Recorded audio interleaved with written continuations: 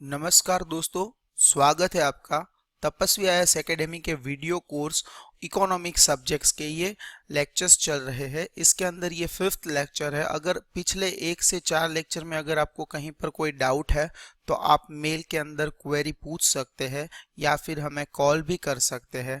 आज के इस वीडियो के अंदर हम सीखेंगे कि जो रुपी की वैल्यू है डॉलर के सामने बढ़ती चली जा रही है, तो इससे क्या क्या इफेक्ट्स हमारी इकोनॉमी के ऊपर पड़ रहे हैं।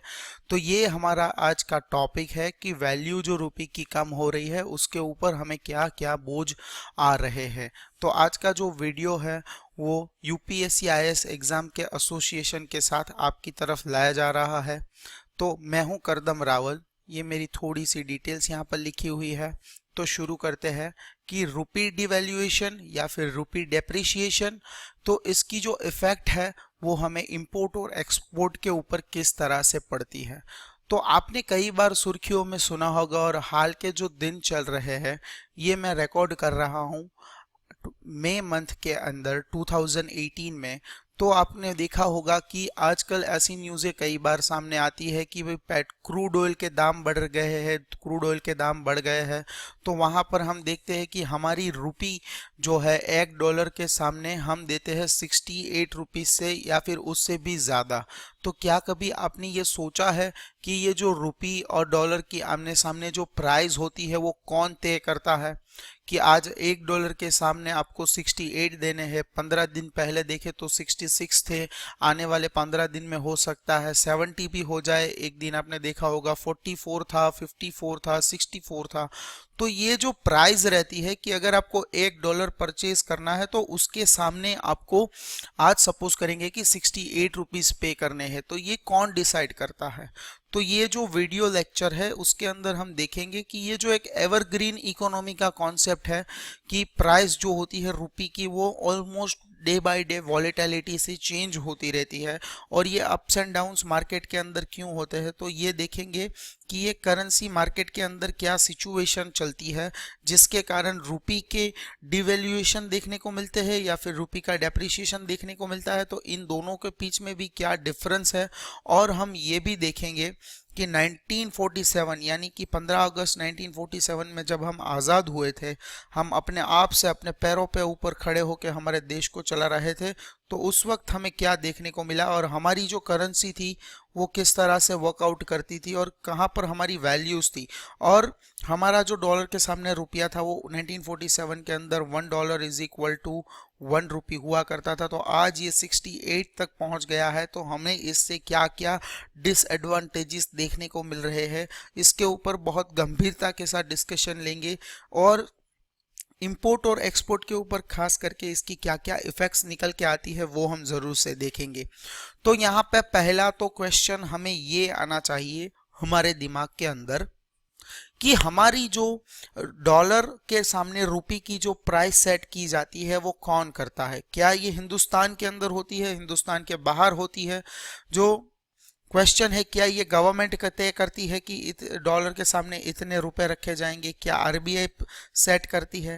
नहीं दोस्तों, कोई सेट नहीं करता। प्रेजेंटली मार्केट के अंदर कोई भी सिचुएशन जो हमें देखने को मिलती है कि इतने $1 के सामने हमें इतने रुपए देने पड़ेंगे, तो ये कोई भी डिसाइड नहीं करता है। इंडियन रुपी जो है वो एकदम से मार्केट वैल्यू के हिसाब से चलती है। जी हाँ, मार्केट वैल्यू। तो मार्केट का मतलब क्या होता है? A place where a buyer and a seller meets, यानी कि एक जगह जहां पे कोई खरीदार होगा और दूसरा कोई बेचने वाला होगा। तो उसी तरह से करेंसी की भी मार्केट होती है, करेंसी मार्केट, जहां एक देश अपनी इकोनॉमी यानी कि अपनी करेंसी देना चाहता है तो दूसरा देश उसकी करेंसी लेना चाहता है। तो यहाँ पे डिमांड एंड सप्लाई का फोर्स होता है कि डिमांड कितनी है, सामने जो लेने वाला देश है वो कितने देश है जो आपकी करेंसी लेना चाहते हैं, और उसके सामने आपकी सप्लाई कितनी है, आप कितनी करेंसी उनको देंगे। अगर डिमांड ज़्यादा है तो प्राइजेस ज़्यादा होंगे, अगर सप्लाई ज़्यादा है तो प्राइजेस कम होंगे। लेकिन रिक्वायरमेंट के ऊपर ये डिसाइड होगा। अगर ज़रूरत से ज़्यादा डिमांड है तो ही प्राइजेस ज़्यादा होंगे, यानी कि अगर ज़रूरत नहीं है और सप्लाई ज़्यादा है तो प्राइजेस कम होंगे, यानी कि डिमांड और सप्लाई के ऊपर डिसाइड होगा कि प्राइसेस ज़्यादा होंगे या कम होंगे। तो इसके साथ हम देखेंगे कि अगर रुपये की वैल्यू हाई होगी तो जो डिमांड होगी वो कितनी होगी, या लो होगी, हाई होगी, या डेप्रिसिएशन किस तरह से कैलकुलेट होगा। तो यहाँ पे हम अंडरस्टैंड करने की ट्राई करेंगे कि high value for Indian currency means कि एक्सचेंज रेट जो रुपये का है वो डॉलर के सामने वो कम है, यानी कि अगर पैसे हम ज़्यादा दे रहे हैं तो हमें डॉलर कम मिल रहे हैं। तो इसका क्या मतलब होता है, तो देखते हैं कि एक एग्जांपल, 40 रुपए लगते हैं अगर $1 बाय करने के लिए, तो हमारे जो पैसे अगर कम लगते हैं तो हमारे वैल्यू करेंसी, हमारी जो करेंसी है उसकी वैल्यू ज़्यादा है। और अगर हमें ज़्यादा पैसे देने पड़ते हैं $1 बाय करने के लिए तो उसका मतलब है कि हमारी वैल्यू कम है। यानी कि अगर डॉलर के सामने रुपए की प्राइसेस बढ़ती चली जा रही है, इसका मतलब है कि कंडीशंस अच्छी नहीं है। ये तो आपने न्यूज़ में भी सुना होगा, और इतना समझ के भी पता चलता है कि यहाँ इन्वर्स सिनारियो चलता है, उल्टा होता है। अगर कम पैसे देने के ऊपर डॉलर मिल जाता है तो इसका मतलब है कि हमारी कंडीशन अच्छी है, और अगर पैसे ज़्यादा देने पड़ते हैं और डॉलर कम मिलते हैं तो उसका मतलब है कि हमारी कंडीशन खराब है। तो यहाँ पे दो बातें निकल के आती है कि हिंदुस्तान के अंदर हमने ऐसा बोल दिया कि इंडियन गवर्नमेंट या फिर आरबीआई जो है वो प्राइजेस सेट नहीं करती, तो प्राइजेस हमने बोला कि मार्केट सेट होती है। तो जो करेंसी की प्राइस मार्केट के अंदर सेट की जाती है, तो वो जो एक सिस्टम होता है उसके अंदर दो सिस्टम होते हैं, फ्लोटिंग रेट सिस्टम और एक होती है फिक्स रेट सिस्टम। तो अभी इंडिया के अंदर 1975 के ईयर के बाद से हमारे यहाँ पे फ्लोटिंग रेट सिस्टम चल रहा है। यहाँ पे इसका मतलब ये है कि भारत के ना तो प्रधानमंत्री, ना वित्त मंत्री या फिर आरबीआई के गवर्नर, कोई भी इंसान एक क्लिक के ऊपर या फिर कोई ऐसा चमत्कार करके हमारी करेंसी की प्राइस घटा या बढ़ा नहीं सकते, लेकिन थोड़ा बहुत कंट्रोल कर सकते हैं कि डॉलर के सामने हमारे रुपये की वैल्यू कितनी होनी चाहिए, ये थोड़ा बहुत डिसाइड कर सकते हैं, लेकिन एकदम से नहीं। जैसे कि आज हम सपोज करके चल रहे हैं कि डॉलर की प्राइस 68 अराउंड चल रही है और उन्होंने कुछ ऐसा करिश्मा कर दिया कि अभी डॉलर के सामने हमारी करेंसी की प्राइस 50 रुपीज़ हो गई। नहीं, इतना बड़ा चेंज नहीं कर सकते। वो 1 से 1.5 रुपए तक का जो चेंज है वो कर सकते हैं, और वो भी मैक्सिमम, इससे ज़्यादा वो कुछ नहीं कर सकते। तो उनके हाथों में कंट्रोल बहुत ही रिस्ट्रिक्टेड है। तो देखते हैं कि फ्लोटिंग रेट सिस्टम और फिक्स रेट सिस्टम किस तरह से है। अगर समझिए कि आरबीआई जो है वो एक फिक्स रेट लगा दे कि चाहे मार्केट के अंदर हमारी करेंसी की कितनी भी डिमांड हो, बहुत ज़्यादा हो या कम हो, डिमांड के सामने सप्लाई कितनी हो, कम हो या ज़्यादा हो, वो हमें नहीं देखना है, बल्कि अगर आपको $1 खरीदना है तो आपको 60 रुपये देने पड़ेंगे, दैट्स ऑल। तो अगर इस तरह की जो फिक्स्ड सिस्टम होती है, रिजिड सिस्टम होती है कि अगर हमारे एक्सपोर्ट्स बढ़ भी जाते हैं तो भी हमें डॉलर्स के सामने 60 रुपये ही देने पड़ेंगे, अगर हमारे इंपोर्ट्स भी बढ़ जाते हैं तो भी हमारे पास 60 रुपये ही देने पड़ेंगे, तो इसका मतलब हो गया फिक्स। फिक्स माने हिलडुल नहीं सकते, वो प्राइस सेट की गई है, आरबीआई ने सेट की, बात खत्म। उसके ऊपर ना बहस होगी, ना कुछ डिस्कशन होंगे, ना कुछ डिसाइड करने के लिए यहाँ वहाँ देखना पड़ेगा कितने डॉलर चाहिए, मल्टीप्लाई बाय 60 कर दो, 60 रुपये डिसाइड किए हैं, बस बात खत्म हो गई। उसके हिसाब से पैसे लेन देन करनी है।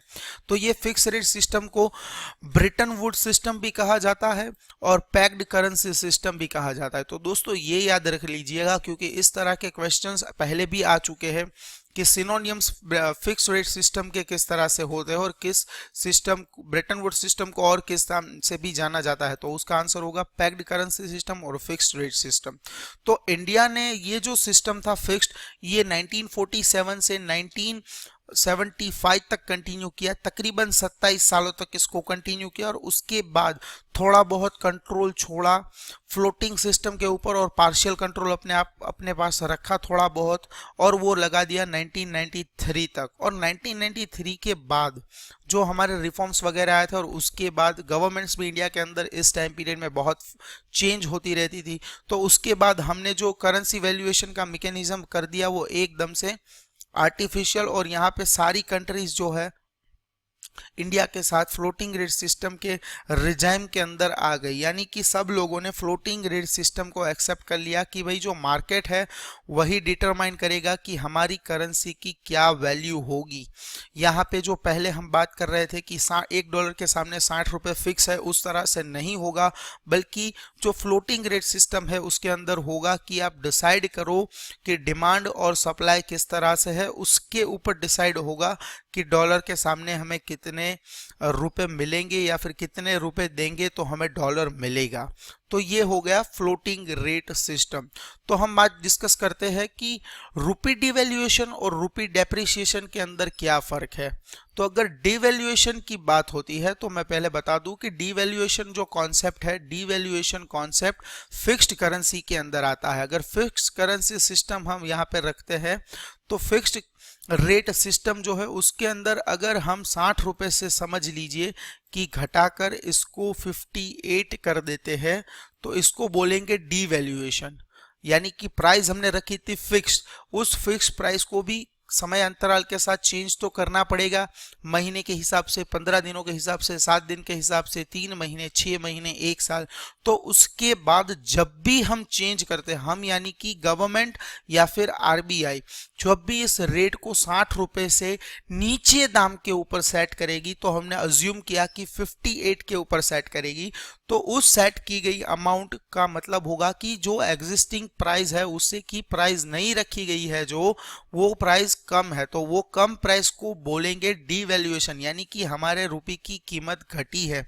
और अगर यही चीज फ्लोटिंग रेट सिस्टम के अंदर होती है तो उसको बोलेंगे डेप्रिसिएशन, यानी कि प्राइस जो है वो डिप्राइव हुए, रुपए की क्वालिटी इंटरनेशनल मार्केट में कम आकी गई है। तो यहाँ पे एक रिवैल्यूएशन की भी बात होती है। Revaluation is a term which is used when there is a rise of currency to the relation with a foreign currency in a fixed exchange rate। मतलब कि जो हमने अभी डिस्कस किया कि डिवैल्यूएशन का ऑपोजिट हो जाएगा रिवैल्यूएशन। यहाँ की 60 रुपए हमने पहले प्राइस रखी थी, फिर हमने एक डिजाइन किया हुआ सेट है कि भाई हम 3 महीने के बाद इसको हर बार रिवाइज करेंगे। तो 3 महीने के बाद 60 रुपए चले, उसके बाद हम प्राइस रख के देखे तो वो हो गए 63 रुपीज। तो अगर 63 रुपीज और फिक्स्ड रेट सिस्टम हम इम्प्लीमेंट करवा रहे थे जब 1975 तक, तो बढ़ते दाम को बोलेंगे रिवैल्यूएशन। तो ये होता है फिक्स्ड एक्सचेंज रेट के अंदर। और यही सिनारियो अगर फ्लोटिंग एक्सचेंज रेट सिस्टम होगी, तो फ्लोटिंग एक्सचेंज रेट सिस्टम में अगर प्राइस बढ़ती है, कि अगर समझ लीजिए कि कल क्लोजिंग प्राइस है 67 रुपीज और आज का जो डॉलर का ओपनिंग प्राइस है इंडियन करेंसी का वो होता है 68 रुपीज, तो उसको बोलेंगे अप्रिसिएशन। हमारे लिए अप्रिसिएशन बहुत अच्छी बात नहीं है, क्योंकि हम जो है एक्सपोर्ट से ज़्यादा इंपोर्ट करते हैं, इसलिए मेनली जब इंपोर्ट और एक्सपोर्ट स्टार्ट होता है, आगे ही मैं आपको बताऊंगा कि हमारे लिए अप्रिसिएशन क्यों अच्छी बात नहीं है। देखने में तो वर्ड अप्रिसिएशन अच्छा लगता है और डिवैल्यूएशन और डेप्रिसिएशन वर्ड जो है वो उसकी वैल्यूज हमें नेगेटिव दिखाई पड़ती है, लेकिन यहाँ पर मैंने बोला पहले ही कि यहाँ पे कॉन्सेप्ट उल्टा है। यहाँ पे जब जब अप्रिशिएट होती है रुपये की वैल्यू तब हमें डॉलर कम मिलते हैं, क्योंकि हमारे इंपोर्ट्स ज़्यादा है, इसलिए अप्रिसिएशन हमारे लिए अच्छी बात नहीं है। वेरएस चाइना के केस के अंदर उल्टी चीज़ है कि चाइना अगर उसकी इकोनॉमी डॉलर के सामने अप्रिशिएट होती है तो वहाँ पे ज़्यादा बेनिफिट्स है, क्योंकि उनके एक्सपोर्ट्स बहुत ज़्यादा है। अगर उसी चीज़ के अगर अलग अलग तरीके से देखा जाए कि altering the face value of currency without changing it foreign exchange rate is redenomination not a revaluation. इसका मतलब क्या होता है कि अगर समझ लीजिए कि हमें 60 रुपए डले हैं डॉलर के सामने, तो पहले हम क्या करते थे कि हमारे पास 10-10 के भी नोट होते थे तो 6 नोट दे सकते थे, 20 रुपए वाले 3 नोट भी दे सकते थे, 5 रुपए वाले 12 नोट दे सकते थे, 2 रुपए वाले 30 नोट या फिर 1 रुपए वाले 60 नोट भी दे सकते थे और डॉलर खरीद सकते थे। तो यहाँ पे एक रीडिनोमिनेशन भी हो सकता है। अगर सोचिए कि कई सालों तक इंडिया के साथ ऐसा सिनारियो है कि $1 के सामने 60 रुपए चल रहे हैं, तो इंडिया क्या करेगा, 60 रुपए की ही नोट निकालेगा। तो 60 रुपए की जो नोट निकलेगा उसका मतलब ये नहीं है कि हमने कुछ अलग किया है, बल्कि डॉलर के सामने जो हमारे प्राइस रेट है उसके सामने हमें नोट निकाल दी है। जो अलग अलग नोट हम यूज करते थे उसकी जरूरत नहीं है, बल्कि 60 रुपए वाला नोट होगा, 60 के मल्टीप्लिकेशन में नोट आएंगे, यानी कि 300 का नोट होगा। उसके बाद 60 के 10 टाइम्स वाले मल्टीप्लिकेशन में नोट आएगी, 600 का नोट होगा और 6000 का भी नोट हो सकता है। तो इसको तो रीडिनोमिनेशन बोलेंगे। आपके पास 500 रुपए के 4 नोट हो या फिर 2000 के एक 2000 का एक नोट हो, इसका मतलब ये नहीं है कि आपके पास कोई अलग अमाउंट है। जो टोटल बनता है वो तो सेम ही बनता है। तो इसको अगर हम तोड़ेंगे अलग तरीके से, 100 वाले नोट लेंगे तो 20 नोट आएंगे, तो अलग अलग तरीके से तोड़ेंगे तो अलग अलग रिजल्ट्स देखने को मिलेंगे। तो यहाँ पे इसको तो ना तो डी वैल्यूएशन बोलेंगे, ना डेप्रिसिएशन, ना रीवैल्यूएशन, ना एप्रिसिएशन, ये तो हो गया सिर्फ डिनोमिनेशन, यानी कि जो इसके डिविजन्स होते हैं वो अलग तरीके से हो रहे हैं। तो ये जो सारे वर्ड्स है, डिवैल्यूएशन, डेप्रिसिएशन, वो फिक्स्ड और एक्सचेंज के हैं। रिवैल्यूएशन और अप्रिसिएशन भी फिक्स और एक्सचेंज अलग अलग है। अगर फिक्स के वर्ड्स देखने हैं तो डिवैल्यूएशन और रिवैल्यूएशन जो है वो फिक्स रेट करेंसी के हैं, और जो फ्लोटिंग रेट सिस्टम के हैं उसका वर्ड, उनके वर्ड्स है डेप्रिसिएशन और अप्रिसिएशन। और यहाँ पे रीडिनोमिनेशन का मतलब है कि अलग तरीके से डिविजिबल अमाउंट डिसाइड करवाना। तो यहाँ पे ये सारे वर्ड्स के बीच में कंफ्यूज मत होना, क्योंकि बड़े आंसर हो या फिर छोटे छोटा एमसीक्यूज हो, यहीं से मार्क्स आपके जाते हैं और आपको पता भी है, आपको कॉन्सेप्ट भी पता है, लेकिन फिर भी आपके मार्क्स वहीं पे काट लिए जाते हैं। तो इसके ऊपर ज़रा ध्यान रखिएगा। तो ये देखते हैं कि हमारी जो हिस्ट्री है इंडियन रुपी की वो किस तरह से है। यहाँ पे हम एक कंपेयर करने की कोशिश करेंगे कि इंडियन रुपी की जो वैल्यू थी और उसके सामने डॉलर्स की वैल्यू कितनी थी। तो मैंने आपको पहले ही बता दिया कि 1947 से 1975 तक का जो टाइम पीरियड था वहां पे हमने अलग अलग टाइम पीरियड के ऊपर उसको रिवाइज जरूर से किया था, लेकिन एक तरीके से हम फिक्स रेट सिस्टम को लेके चलते थे, जिसका मतलब है कि रोज रोज प्राइस फ्लक्चुएट नहीं करेंगे, बल्कि एक स्पेसिफिक टाइम इंटरवल के बाद हम प्राइस को रीडिसाइड करेंगे, चाहे वो बड़ी हो या घटी हो। यानी कि प्राइस के ऊपर से हम बाद में डिसाइड करेंगे कि हमको प्राइस बढ़ानी है कि घटानी है, हमारे इंपोर्ट्स और एक्सपोर्ट्स को देखते हुए। और 1975 के बाद हमने फ्लक्चुएटिंग सिस्टम के ऊपर ट्राई किया कि फ्लोटिंग इंटरेस्ट हम देखेंगे, वॉलेटिलिटी हमें पसंद होगी। तो 1993 तक, यानी कि तकरीबन 18 सालों तक हमने जो मिक्स सिस्टम थी, फ्लोटिंग भी रखा, फिक्स भी रखा, यानी कि हमारा कुछ डिसाइडेड नहीं था, लेकिन ज़्यादातर जो है हम फ्लोटिंग करेंसी सिस्टम के ऊपर वर्क करते थे, फ्लोटिंग एक्सचेंज रेट के ऊपर। और अगर 1993 के बाद आया तो एकदम से फ्लोटिंग एक्सचेंज सिस्टम हो गया इंडिया के अंदर। तो बहुत खुशी भरी बात ये थी कि जब हम आज़ाद हुए थे 15 अगस्त 1947 को, तो हम $1 के सामने ₹1 ही थे। लेकिन एक ही साल में अगर आप देखें तो $1 के सामने हो गए 4.79। तो वो सिनारियो हमने फिक्स सिस्टम के अंदर बांध के रखा, 4.79 वही प्राइस हमने तकरीबन 7 साल तक चलाया, 4.79 वही रहा 7 सालों तक। उसके बाद 1996 में हमने फिर से रिवाइज किया और हमने 4.79 से लगा के हटाया और प्राइस को बढ़ाया, यानी कि हमारी इंडियन करेंसी की वैल्यू अप्रिशिएट हुई 7.57%, यानी कि रिवैल्यू हुई। उसके बाद 71 के अंदर 8.39 हुई, और 1985 जहां पे पार्शियली फ्लोटिंग भी चल रहा है और फिक्स भी चल रहा है, तब ₹12 हुए। 1991 में इकोनॉमिक रिफॉर्म्स जो आए थे उस दौरान जो हमारी रिवैल्यूड जो हमारी करेंसी थी, जहां पे थोड़ा बहुत फ्लक्चुएशंस भी हम एक्सेप्ट कर रहे थे फ्लोटिंग सिस्टम, तब 17.9 थी। उसके बाद 1993 से, उसके बाद जब हम एकदम से वॉलेटिलिटी के ऊपर आ गए कि भाई चलो ठीक है, इतना पैसा हम फ्लोटिंग के ऊपर डिसाइड होगा कि क्या डिमांड है क्या सप्लाई है, तो वहां पे था हमारा 31.7 रुपी $1 तब मिलता था जब हम 31.7 रुपये देते थे। 2000 के अंदर आप देखें इंडिया के अंदर बहुत सारे इंसिडेंट्स हुए हैं। 2000 से लेकर 2010 के बीच के ऊपर टेररिस्ट अटैक हुआ है। 1999 में हमने कारगिल वॉर किया था, और तो 2000 के अंदर उसके बाद अर्थक्वेक वगैरह, सुनामी, काफ़ी सारी चीज़ें इंडिया के अंदर देखने को मिलती है। तो जो उसके पहले का सिनारियो था तब हम पहुंचे थे 45 रुपीस के ऊपर, यानी कि 45 रुपीस देने हैं और $1 मिलेगा। 2013 यानी कि जो लास्ट गवर्नमेंट थी उन्होंने कंप्लीट किया, तब रेट निकल के आया था 60 रुपीज। और ये वॉलेटाइल रेट्स थे, लेकिन हमने एक एवरेज निकाल के लेके लिए है उसके बाद में। फिर 2017 के अंदर यानी कि लास्ट ईयर 65 रुपीज थे, 65 देने पड़ेंगे, $1 चाहिए तो। और आज 2018 के अंदर मई मंथ की अगर स्पेसिफिकली बात की जाए तो यहाँ पे 68 रुपीज तक भाव जो है डॉलर के पहुंच गए हैं, यानी कि $1 लेने के लिए हमें 68 से भी ज़्यादा रुपए देने पड़ रहे हैं। इससे यहाँ पे प्लस की साइन भी लगानी पड़ेगी। तो ये जो सिनारियो है उसकी इफेक्ट्स क्या होगी, कि क्या ये मैटर करता है कि हमारे पैसे जो है वो ज़्यादा लगते हैं अगर हमें डॉलर बाय करना है।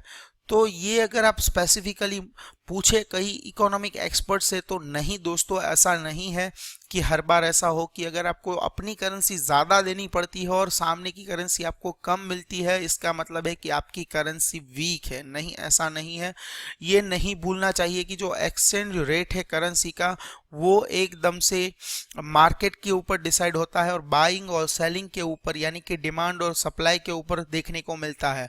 अगर इसी तरह का सिनारियो होता तो चाइना जो है उसकी करेंसी तो कभी अच्छी मानी ही नहीं जाती होगी, क्योंकि चाइना तो खुश होता है जब उसकी करेंसी अप्रिशिएट होती है। मैंने बोला था आपको, चाइना की जब करेंसी अप्रिशिएट होती है तो चाइना खुश होता है, और हमारे यहाँ पे जब हमारी करेंसी अप्रिशिएट होती है तो हम दुखी होते हैं। उसके पीछे का जो कोर फंडामेंटल रीजन है वो है हमारे इंपोर्ट्स और एक्सपोर्ट्स, क्योंकि जिस देश के इंपोर्ट्स उसके एक्सपोर्ट से ज़्यादा होंगे तो उसकी जो ट्रेड डेफिसिट होगी, जो हमने पहले लेक्चरों में डिस्कस की हुई है, हमारा जो बैलेंस ऑफ पेमेंट होगा वो गड़बड़ा जाएगा, क्योंकि हम इंपोर्ट ज़्यादा करते हैं और एक्सपोर्ट ज़्यादा करते हैं।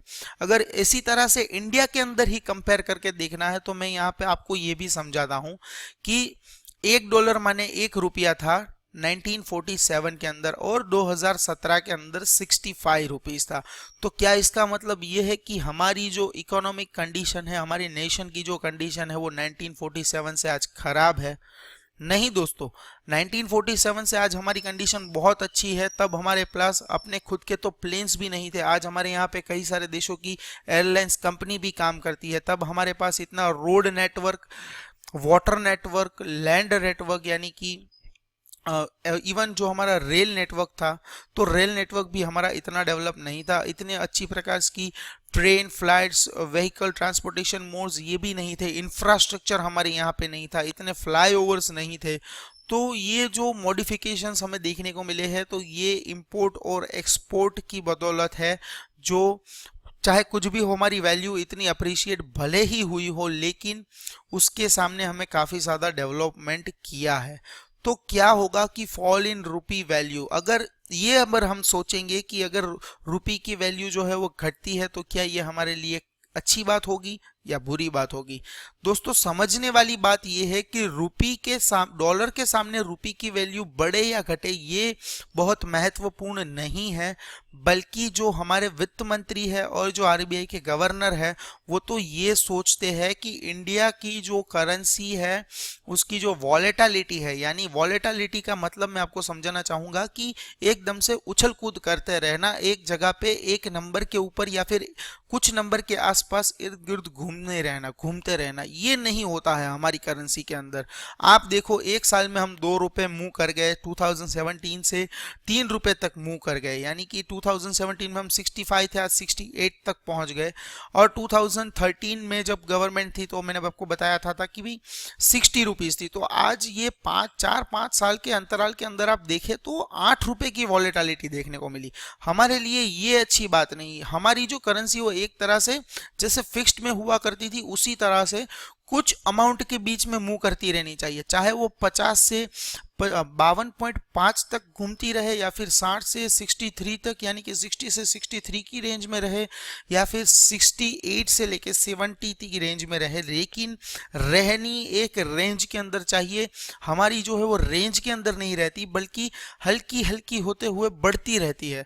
तो इसके अलावा एक और चीज भी नेगेटिव है कि भाई एक दिन देखिए 60 रुपए है, दूसरे दिन 65 हो गए, फिर एक दिन 55 हो गए, फिर एक दिन 68 है, दूसरे दिन 62 हो गए। तो इतनी सारी ये मंथली हो या वीकली हो या फिर क्वार्टरली हो, 3 महीने के 6 महीने के अंतराल के अंदर, तो ये बात अच्छी नहीं है। क्योंकि इंपोर्ट्स और एक्सपोर्ट्स जो होते हैं वो डे टू डे एक्टिविटी, या फिर जैसे आप कोई फ्लिपकार्ट वगैरह से ऑर्डर बुक करते हो तो 3 दिन में डिलीवरी नहीं होती है। जो बड़े बड़े इंपोर्टर और एक्सपोर्टर होते हैं उसके तो ऑर्डर्स जो प्लेस होते हैं उसके बाद उनकी डिलीवरी 1 साल के बाद होती है, कई चीज़ों के इंपोर्ट्स 1 साल के बाद होते हैं।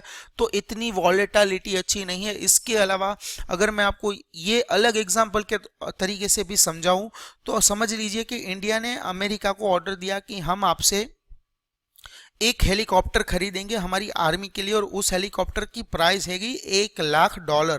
तो $1 लाख की प्राइस है। तो अगर अगर अभी जो प्राइस है वो 68 रुपीज है, और बात हुई कि भाई आप हमें जब डिलीवर करोगे तब हम आपको उस समय तक, यानी कि जब आप डिलीवरी के लिए भेजोगे उससे पहले हम आपको $1 लाख दे देंगे। तो समझ लीजिए कि वॉलेटिलिटी यहाँ पे इतनी रही, और इंडिया ने ऐसा डिसाइड किया है कि जिस दिन वो लोग बोलेंगे कि हम आज आपको डिलीवर करने वाले हैं उसी दिन हम उनको पैसे देंगे। तो ये अगर रेंज में रहेगा 60 या 63, 68 या 71, जो कोई भी रेंज बना के इसको घूमना है उसके अंदर घूमेगा तो अच्छी बात है। लेकिन समझिए कि अमेरिका के अंदर 3 महीने ने उन्होंने हेलीकॉप्टर हमारे लिए बना दिया, और उनका एक दिन फोन आता है कि भाई आपका हेलीकॉप्टर रेडी है, हम आपको आज डिस्पैच कर रहे हैं। तो जब हमने ये डील की थी तब हमारी वैल्यू 68 थी। समझ लीजिए कि वो वैल्यू अब हो गई है फ्लक्चुएशन के कारण, यानी कि इतनी ज़्यादा वॉलेटिलिटी के कारण आज 78 रुपीज़ है। तो हमें तो $1 के ऊपर 7 रुपये ज़्यादा देने पड़ते हैं। जब डिसाइड हुआ था 68 प्राइस था, आज दे रहे हैं तब 75 है। तो $1 के सामने हम 7 रुपये ज़्यादा पे कर रहे हैं। तो ये वॉलेटिलिटी अच्छी बात नहीं है, चाहे वो 3 महीने का टाइम लगाए या 1.5 साल का टाइम लगाए हमें डिलीवरी देने के अंदर। लेकिन वॉलेटिलिटी इतनी ज़्यादा अच्छी नहीं है, क्योंकि इतनी वॉलेटिलिटी हमारी इकोनॉमी के लिए अच्छी बात नहीं है। जैसे कि ये मैंने आपको एग्जाम्पल बता दिया कि 68 से हो जाएंगे 75। तो ये हमारी इंडियन रूपी के लिए बहुत ही सोचने वाली बात है। आज भी जब भी ये इतना न्यूज़ के अंदर आ रहा है कि डॉलर के सामने हमारी वैल्यू बढ़ती जा रही है, बढ़ती जा रही है, और हमें ज़्यादा पैसे देने पड़ रहे हैं कि हमें इंपोर्ट्स करना है तो महंगा पड़ रहा है, तो ये चीज़ है, ये वॉलेटिलिटी है, ये खराब है। ना कि बढ़ते दाम। बढ़ते दाम अच्छी चीज़ है अगर हम अपने इंपोर्ट्स कम करने की बजाय हम अपना एक्सपोर्ट्स बढ़ाते रहे। तो डेप्रिसिएशन एप्रिसिएशन क्या होता है इंडियन रूपी का, इंपोर्ट्स और एक्सपोर्ट्स के नज़रिए से देखेंगे कि भाई यूपीएससी जो है उन्होंने काफ़ी बार ऐसे क्वेश्चन कर लिए हैं डायरेक्ट और इनडायरेक्ट तरीकों से कि भाई रूपी की वैल्यू के अंदर घटोती होने से एक्सपोर्ट और इंपोर्ट्स के ऊपर क्या इफेक्ट्स देखने को मिलेंगे। तो ये जो टॉपिक्स है वो काफ़ी सारे हॉट फेवरेट टॉपिक्स है यूपीएससी के। तो जो गवर्नमेंट है वो अपनी करेंसी की वैल्यू क्यों डी वैल्यू करता है, तो यहाँ पे भी क्या क्या चीज़ें देखने को मिल सकती है कि भाई इम्प्रूव बैलेंस ऑफ ट्रेड, और अगर अलग तरीके से कहे कि इंडिया चाहता है कि हम अपने एक्सपोर्ट्स बढ़ाए इंपोर्ट्स कम करें। तो ये जो सारे क्वेश्चंस यूपीएससी पूछती है इसके पीछे जो कोर रीज़न होते हैं वो हम देखने की कोशिश करते हैं कि अगर एक्सपोर्ट्स जो है उसके सामने इंडियन रूपी की वैल्यू जो है वो घटती है तो करंट इफेक्ट क्या होती है, लोकल करंट इफेक्ट क्या होती है, उसके ऊपर नजर डालेंगे। डिवैल्यूएशन का मतलब है कि हमारी जो करेंसी है वो हमें ज्यादा देनी पड़ेगी, यानी कि हमारी जो करेंसी है वो ज़्यादा देनी पड़ेगी। तो मैं आपको बताता हूं कि किस तरह से। अगर समझिए कि एक परचेज कर रहा है, एक इंपोर्टर है, हिंदुस्तान में एक बैठा इंसान इंपोर्ट कर रहा है और अमेरिका से एक इंसान उसको एक्सपोर्ट कर रहा है। तो अगर रुपी की वैल्यू, लोकल करेंसी की वैल्यू डिवैल्यू होती है तो हमारे यहाँ के इंडिविजुअल को ज़्यादा करेंसी देनी पड़ेगी, और जो इंपोर्ट कर रहा है उसको ज़्यादा करेंसी देनी पड़ेगी इंडियन को, और उसके सामने अमेरिकन को हमारी करेंसी ज़्यादा मिलेगी। तो ये हमारे लिए अच्छी बात नहीं है कि हम अगर ज़्यादा पैसे दे रहे हैं तो ये हमारे लिए अच्छी बात नहीं है, क्योंकि हम इंपोर्ट कर रहे हैं। तो यहाँ पे इफेक्ट क्या होगी कि इंपोर्टर जो है, इंपोर्टर के लिए जो इंपोर्ट वो कर रहा है वो एक्सपेंसिव जाता होता चला जाएगा। जैसे कि हेलीकॉप्टर का एग्जांपल था कि 68 रुपीज में पहले मिल रहा था जब डिसाइड कर रहे थे, लेकिन जब पे करने गए तो बात हो गई 75 रुपीज, तो $7 एकदम से बढ़ गया, तो हमें ज्यादा महंगा पड़ा और उसको हमारी करेंसी ज्यादा मिली, यानी कि वो और ज्यादा पैसे वाला हुआ, उनको और ज्यादा अमाउंट मिली है। तो यहाँ पे इंपोर्ट और जो एक्सपोर्ट है उसके नजरिए से हम देखेंगे तो चाहे आप कोई भी नेशन को देख लो, किसी भी कंट्री की इकोनॉमी स्टडी कर लो, ये यूनिवर्सल टॉपिक है, ये यूनिवर्सल कॉन्सेप्ट है कि भाई जो इंपोर्ट्स होने चाहिए वो ऑलवेज एक्सपोर्ट से कम ही होने चाहिए। लेकिन डेवलपिंग कंट्रीज में ये सिनारियो ऐसा नहीं होता, क्योंकि जो हम आर्मामेंट्स वगैरह खरीदते हैं, जो काफ़ी डेवलप्ड कंट्रीज से हम जो भी टेक्नोलॉजीज वगैरह इंपोर्ट करते हैं, आज भी देखिए इंडिया को हम बोलेंगे कि ये इंडस्ट्रियल कंट्री है हमारा, कि इंडस्ट्री हमारे यहाँ पे बहुत ज़्यादा है। लेकिन क्या आपको पता है कि इंडिया के अंदर जितनी सारी भी इंडस्ट्रीज है, उनके अंदर जितने भी सारे मशीन्स हैं, वो सारे मशीन्स में से 85% मशीन्स हमने इंपोर्ट करके रखे हुए हैं। इवन आप सोचिए, आप जो भी कार भी अब अच्छी वगैरह देखते हैं, इवन आपकी फेवरेट कार भी जो होगी, जिसको आप लग्जूरियस बोलेंगे या फिर कंफर्ट जोन में एस बोलेंगे, ACES, यानी कि एक नंबर कार बोलेंगे, आपकी जो फेवरेट होगी वो भी आप अपनी कंपनी की, अपनी कंट्री की नहीं बल्कि बाहर के कंट्री की कंपनी की जो कार होगी उसी को बोलेंगे।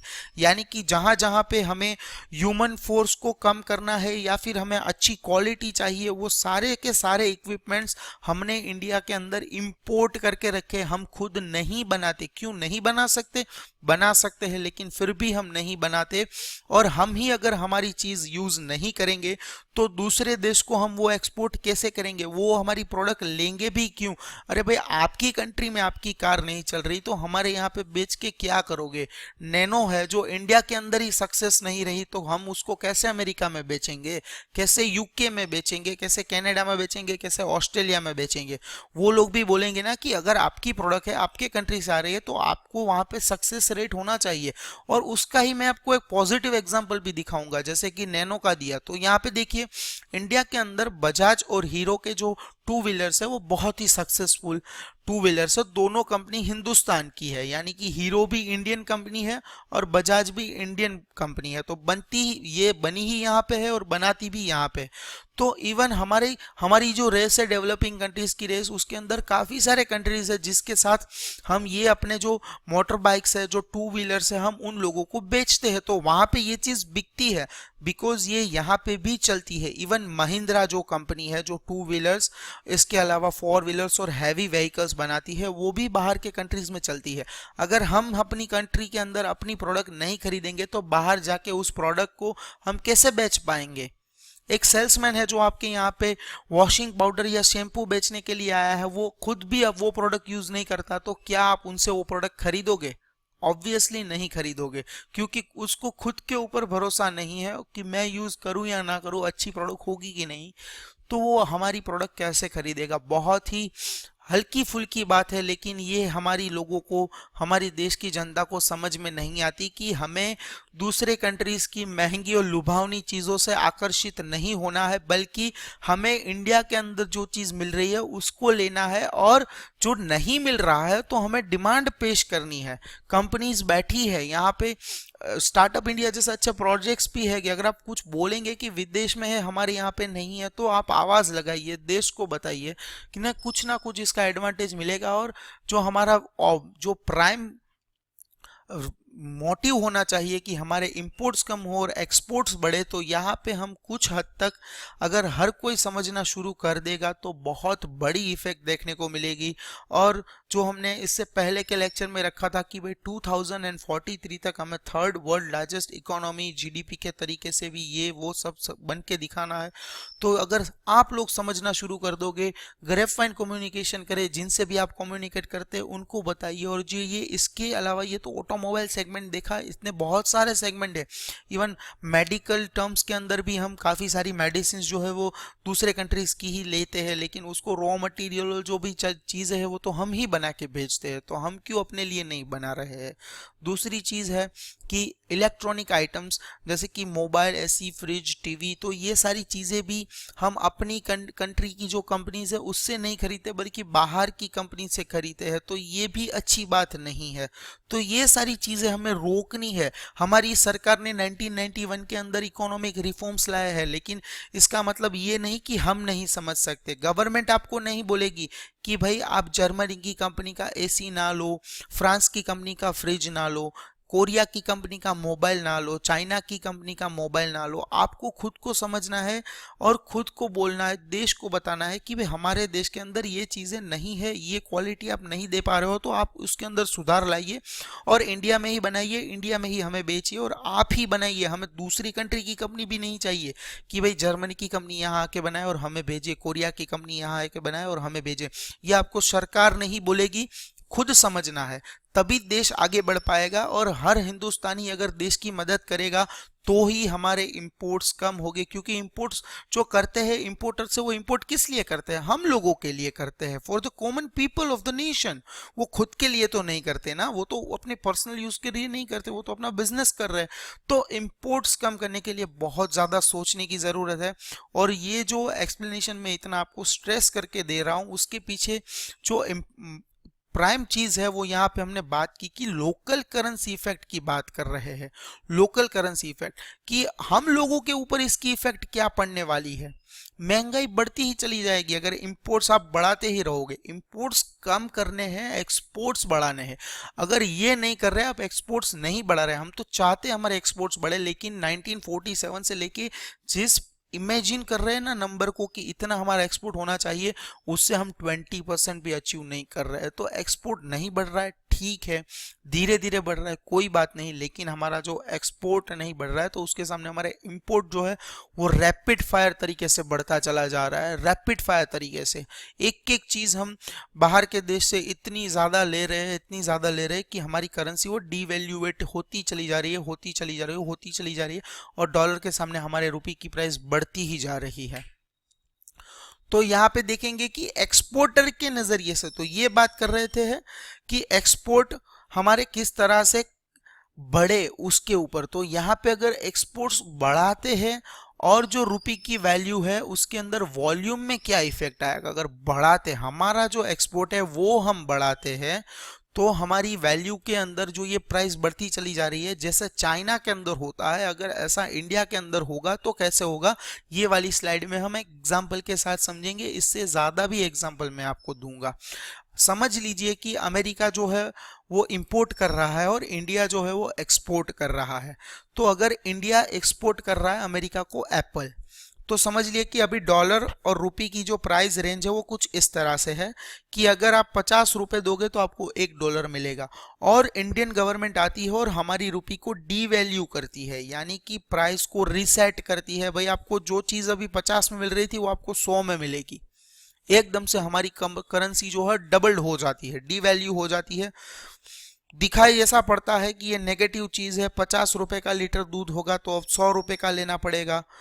ठीक है, ऐसा दिखता है ना कि 50 रुपए की चीज आपको 50 रुपए की चीज अभी 100 रुपए में लेनी है, यानी कि अगर आप 50 रुपए दोगे तो आपको $1 मिलेगा। और अभी गवर्नमेंट ने डिसाइड कर दिया कि 50 की नोट का मतलब हो गया आपको 100 रुपए देने हैं, एकदम से हर चीज की प्राइस डबल हो जाती है। तो यहाँ पे क्या होगा कि $1 लेने के लिए आपको 100 रुपए देने पड़ेंगे। अब तो अमाउंट, अब तक हम अमाउंट की बात कर रहे थे, प्रोडक्ट के ऊपर आते हैं। इंडिया है अमेरिका को एप्पल भेज रहा है, यानी कि हम एक्सपोर्टर, अमेरिका इंपोर्टर। तो यहाँ पे क्या होता था कि पहले 50 रुपए प्राइस थी, अब प्राइस हो गई है 100 रुपए। तो अब इफेक्ट क्या देखने को मिलेगी, पहले अमेरिका को एक एप्पल मिलता था $1 रुपीज में, और अब अमेरिका को $1 रुपीज में 2 एप्पल मिलेंगे। तो अभी भी आपको यही लगेगा कि भाई ये तो फायदा तो अमेरिका का ही हो रहा है, उसको वहां पे फायदा मिल रहा है और हमें यहाँ पे डबल नुकसान हो रहा है। हम यहाँ से बहुत ज्यादा अमाउंट की प्रोडक्ट बेच रहे हैं, यानी कि 100 रुपए लग रहे हैं, हमें 100 रुपए लग रहे हैं। लेकिन अब यहाँ पे आके जरा सोचिए कि पहले आपको $1 के सामने एक एप्पल देना पड़ता था और आपको एक ही नोट मिलती थी, यानी कि $1 मिलता था। अब आपको $1 के सामने 2 एप्पल देने हैं, ठीक है, लेकिन आपको इंडियन करेंसी के कितने रुपए मिलेंगे? 100 रुपए मिलेंगे। तो ये हो गया वॉल्यूम का एडवांटेज। पहले आपको $1 के सामने हमारी करेंसी के सिर्फ 50 रुपए मिलते थे।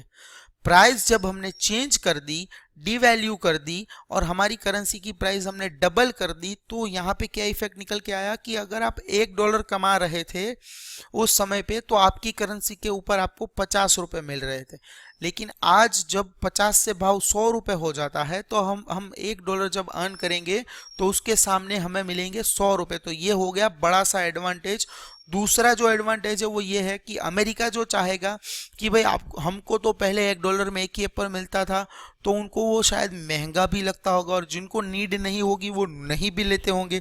लेकिन आज उनको $1 में 2 एप्पल मिलते हैं, तो वहां पर उसकी बिक्री बढ़ेगी, वहां पे ज्यादा लोग उसको कंज्यूम करना शुरू कर देंगे एप्पल को, क्योंकि वहां एप्पल सस्ते हुए हैं, 50% प्राइस पे मिल रहे हैं। तो इसकी इफेक्ट क्या होगी कि भाई हमारे सेल्स भी बढ़ेंगे। हमें 6-4 कंट्रीज के पास एप्पल बेचने जाने की जरूरत नहीं, अमेरिका खुद ही इतने ज्यादा एप्पल्स खरीदना शुरू कर देगा कि भाई सस्ते हैं, लाइए लाइए लाइए, और सस्ते हैं, हम लेंगे। तो एक हमारी वॉल्यूम इफेक्ट हुई कि भाई हमारा जो माल है वो ज्यादा बिकेगा, हमारी प्रोडक्ट्स ज्यादा जाएंगी। दूसरी चीज कि भाई हमारे कंट्री के अंदर $1 के सामने पहले हमारी करेंसी के हमें 50 रुपए मिलते थे, आज हमें 100 रुपए मिल रहे हैं। तो यहाँ पे पॉजिटिव इम्पैक्ट्स है, नहीं है ऐसा नहीं है कि डॉलर के सामने रुपये के प्राइस बढ़ने के पॉजिटिव इफेक्ट्स है, पर आपको तभी ये इफेक्ट्स देखने को मिलेंगे अगर आप अपनी प्रोडक्ट्स बेचेंगे विदेश में, यानी कि एक्सपोर्ट करेंगे। फोकस कीजिए, अगर आप कहीं पर वर्क करना चाहते हैं खुद की स्ट्रीम के ऊपर भी, अगर भविष्य के अंदर कभी भी, तो समझ के ये करिए कि मैं एक्सपोर्ट का बिजनेस करूंगा, इंपोर्ट का नहीं। एक्सपोर्ट्स हमारे लिए ऑक्सीजन है और इंपोर्ट्स हमारे लिए कार्बन डाइऑक्साइड है। इस तरह से समझेंगे तो इकोनॉमी आपको बहुत ही जल्द और इजी से इजी वे के अंदर समझ आ जाएगी।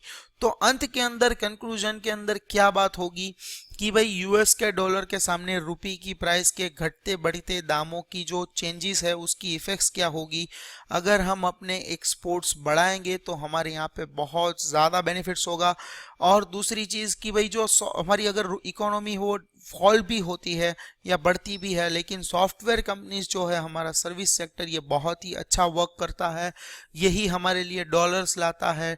टर्शियरी सेक्टर इंडिया के लिए बहुत हेल्पफुल है। और जो सी फूड एक्सपोर्टर्स हैं इंडिया के, क्योंकि India is a peninsular country जहाँ पे कच्छ गुजरात से लेके बे ऑफ बंगाल तक पूरी जो हमारी पेनिनसुलर रीजन है, यहाँ पे बहुत सारा समुंदर है हमारे पास। तो वो समुंदर से हम काफ़ी सारे सी प्रोडक्ट्स दरियाओं में से निकालते हैं और उसको हम प्रोसेस वगैरह करके, फ्रोज़न करके हम दूसरे कंट्रीज़ को बेचते हैं। तो बहुत सारे एडवांटेजेस है। अगर हम एक्सपोर्ट्स के नज़रिए से देखें, सिर्फ छोटे छोटे डिसएडवांटेजेस है। पहले तो इंपोर्टर्स के लिए बहुत बड़ा डिसएडवांटेज है, अगर रुपये की प्राइस अप्रिशिएट होती है, यानी कि 68 से लेके 70 होती है, तो इंपोर्टर के लिए ये खतरे की घंटी है। दूसरी चीज़ जो खतरे की घंटी है वो ये है कि 68 से रुपये 70 हो जाते हैं, तो हमारे देश के लोग को अगर अमेरिका जाना है घूमने फिरने या पढ़ने रहने, तो वहाँ पे उनको प्रॉब्लम्स होंगी कि उनको जो सर्विसेज वहाँ पे $30 में मिलती थी, तो वहाँ पे अपनी करेंसी उनको ज़्यादा देनी पड़ेगी, ये एक इफ़ेक्ट होगी। लेकिन ये पूरा जो कॉन्सेप्ट है उसके ऊपर सिर्फ निचोड़ जो निकल के आता है वो ये है कि India should try to focus how it would enhance its exports और किस तरह से हम अपने इंपोर्ट्स को कम कर पाए। आज के लिए दोस्तों इतना ही। आशा करता हूँ आपको सारी चीज़ें बहुत अच्छी तरीके से समझ आ गई होगी। Thank you so much for learning. और अगर आपको कोई भी क्वेश्चन हो, डाउट हो, तो आप मेल से क्वेरी रेज कर सकते हो। थैंक यू दोस्तों। जय हिंद, भारत माता की जय, वंदे मातरम।